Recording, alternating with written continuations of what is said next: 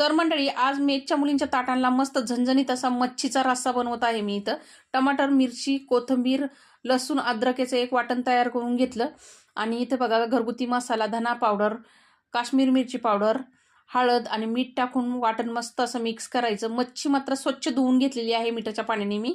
नंतर स्वच्छ धुवून घेतलेली मच्छी त्याच्यामध्ये टाकून घ्यायची, मस्त अशी मिक्स करून घ्यायची. ही मच्छी रोहू मच्छी आहे. आता कढईमध्ये तेल गरम करून त्याच्यामध्ये ती मच्छी मी सोडून घेतलेली आहे. मसाला लावून मच्छी 15 मिनिटं मुरत ठेवायची, म्हणजे रस्स्याला चांगली चव येते. नंतर परतून मच्छी त्याच्यामध्ये 1 तांब्या पाणी मी गरम करून टाकलं, मस्त असं मिक्स करून घ्यायचं. झाकण देऊन मस्त अशी स्लो गॅसवरती 5 मिनिटं शिजून घेतली मच्छी. आता याच्यामध्ये आपल्याला टाकायचं आहे कोकम.